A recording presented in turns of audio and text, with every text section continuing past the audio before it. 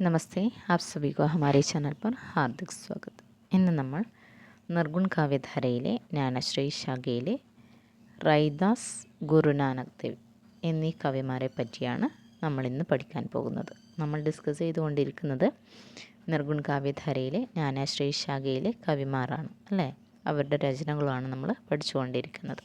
അപ്പോൾ ഇന്ന് നമ്മൾ റൈദാസും ഗുരുനാനക് ദേവുമാണ് പഠിക്കുന്നത്. കഴിഞ്ഞ ദിവസം നമ്മൾ കബീർദാസ് പഠിച്ചായിരുന്നു. അപ്പോൾ കബീർദാസിൻ്റെ രചന ബീജക് നമ്മൾ പറഞ്ഞിട്ടുണ്ടായിരുന്നു. അതിൽ സാഖി, സബദ്, രമേനി എന്നിങ്ങനെ 3 പാർട്സാണ് ഉള്ളതെന്ന് നമ്മൾ പറഞ്ഞിട്ടുണ്ടായിരുന്നു. അപ്പോൾ ബീജക്കിൻ്റെ സങ്കലനകർത്ത എന്നറിയപ്പെടുന്നത് ധർമ്മദാസാണ്. അത് ഞാനൊന്ന് പറയാൻ വിട്ടുപോയായിരുന്നു. അതുകൂടി ഇന്നത്തെ വീഡിയോയിൽ ഞാൻ പറയുകയാണ്. അപ്പോൾ നിങ്ങളൊന്ന് നോട്ട് ചെയ്ത് വെക്കുക. ബീജക് സങ്കലനം ചെയ്തത് ആരാണ്? ധർമ്മദാസാണ് കേട്ടോ. കബീറിൻ്റെ രചനയാണ് ബീജക്, അത് സങ്കലനം ചെയ്തിട്ടുള്ളത് ധർമ്മദാസാണ്. ബീജക്കിൻ്റെ 3 ഭാഗങ്ങളാണ് സാഖി, സബദ്, രമേനി. സാഖിയിലെ ദോഹയാണ്, സബദിൽ പദാണ്, രമേനിയിൽ ചൗപ്പായിയാണ്. അപ്പോൾ ക്ലിയർ ആയി എന്ന് വിചാരിക്കുന്നു. ഫസ്റ്റ് നമ്മൾ റൈദാസിനെയാണ് പഠിക്കുന്നത്. അപ്പോൾ റൈദാസിൻ്റെ മറ്റൊരു പേര് രവിദാസ് എന്നാണ് കേട്ടോ.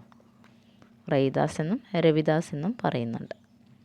അദ്ദേഹത്തിൻ്റെ ജന്മം എന്ന് പറയുന്നത് ജനനം 1398 ഇസ്വിയിലാണ്. മരണം, അതായത് മൃത്യു 1446 ഇസ്വിയിലാണ്. ജന്മസ്ഥലം എന്ന് പറയുന്നത് കാശിയിലാണ്. അദ്ദേഹത്തിൻ്റെ ഗുരു രാമാനന്ദാണ്. അപ്പോൾ ഇത്രയും കാര്യം നിങ്ങളൊന്ന് പഠിക്കുക. ഗുരു രാമാനന്ദാണ്. കാശിയിലാണ് ജനിച്ചത്. 1398 ഇസ്വിയിലാണ് ജനിച്ചത്. 1446 ഇസ്വിയിൽ മരണപ്പെട്ടു. ഇനി അദ്ദേഹം ജാതിയെക്കുറിച്ചൊരു വരി പറഞ്ഞിട്ടുണ്ടായിരുന്നു. ആ ഒരു പങ്ക്തി നമ്മളൊന്ന് മനസ്സിലാക്കി വെക്കുക. കഹ് റൈദാസ് ഖലാസ് ചമാര. എന്താണ്? കഹ് റൈദാസ് ഖലാസ് ചമാര എന്നാണ് ആ ഒരു പങ്ക്തി. ഫേമസ് ആയിട്ടുള്ള പങ്ക്തിയാണ്. ഇതൊന്ന് ഓർത്ത് വെക്കുക. റൈദാസ് ഉള്ളത് കൊണ്ട് തന്നെ നമുക്ക് അതറിയാം. കഹ് റൈദാസ് എന്നാണ് പറഞ്ഞതെന്ന് നമുക്ക് മനസ്സിലാവും. പിന്നെ റൈദാസിൻ്റെ രചനകളെന്ന് പറഞ്ഞിട്ടുള്ളത്, നമുക്ക് പേരെടുത്ത് പറയാനായിട്ട് രചനകളൊന്നും നമുക്കറിവില്ല. കാരണം എന്താണ്, രചനകളുടെ സങ്കലനമാണ് ചെയ്തിട്ടുള്ളത്. സന്തമൻ കെ വിഭിന്ന സംഗ്രഹമേ സങ്കലിത് ഹേ എന്നാണ് പറയപ്പെടുന്നത്. റൈദാസിൻ്റെ രചനകൾ സന്തമൻ കെ വിഭിന്ന സംഗ്രഹമേ സങ്കലിത് ഹേ എന്നാണ് പറയപ്പെടുന്നത്. അദ്ദേഹത്തിൻ്റെ 25ഓളം പദ് ഗുരുഗ്രന്ഥ് സാഹിബിനെ പ്രകാശിത് ഹേ, ഗുരുഗ്രന്ഥ് സാഹിബിൽ പ്രകാശനം ചെയ്തിട്ടുണ്ട് എന്നും പറയപ്പെടുന്നു. അദ്ദേഹത്തിൻ്റെ 25ഓളം പദാണ് ഗുരുഗ്രന്ഥ് സാഹിബിൽ പ്രകാശനം ചെയ്തിട്ടുള്ളത്. അപ്പോൾ അത്രയുമാണ് റൈദാസിനെ കുറിച്ച് പറയാൻ. നെക്സ്റ്റ് ഗുരുനാനക് ദേവാണ്.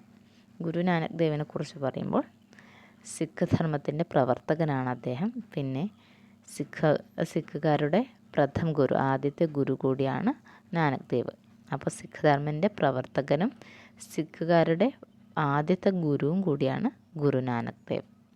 അദ്ദേഹത്തിൻ്റെ ജനനം എന്ന് പറയുന്നത്, ജന്മസ്ഥലം പറയുന്നത് എവിടെയാണ്? പഞ്ചാബിലാണ് അല്ലേ. പഞ്ചാബ് കെ നൻകാന സാഹിബ് കെ തൽവണ്ടി ഗാവ് മേ ഹുവ എന്നാണ് പറയുന്നത്. പഞ്ചാബിലെ തൽവണ്ടി ഗ്രാമത്തിലാണ് അദ്ദേഹം ജനിച്ചത് എന്നാണ് പറയപ്പെടുന്നത്. ഇപ്പോഴത്തെ പാകിസ്ഥാനാണ് എന്നും പറയപ്പെടുന്നുണ്ട്.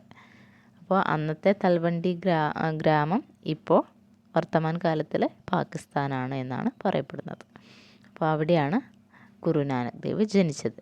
അദ്ദേഹത്തിൻ്റെ പിതാവിൻ്റെ പേര് കാലൂചന്ദ് എന്നാണ്. മാതാവിൻ്റെ പേര് തൃപ്ത എന്നാണ്. അപ്പോൾ പിതാ കാലൂചന്ദ്, മാതാ തൃപ്ത. പിന്നെ പത്നി, ഭാര്യയുടെ പേരെന്താണ്?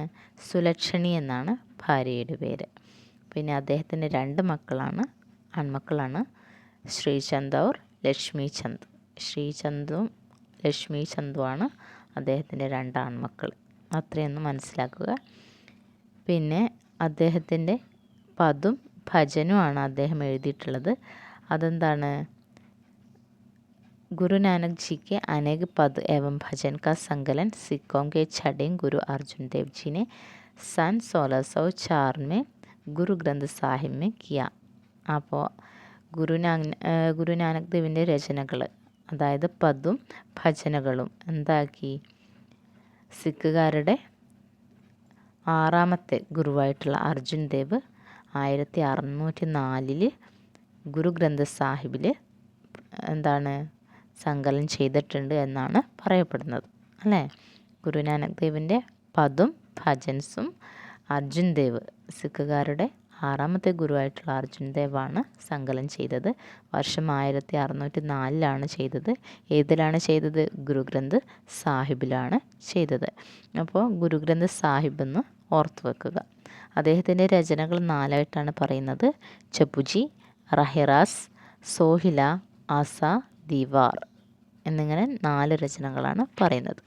അപ്പോൾ ഇത്രയും കാര്യങ്ങളൊന്ന് മനസ്സിലാക്കി വെക്കുക. അടുത്ത ക്ലാസ്സിൽ ദാദു ദയാലിനെയും മലക്ദാസിനെയും നമുക്ക് പഠിക്കാം. അപ്പോൾ എല്ലാവർക്കും ധന്യവാദ്.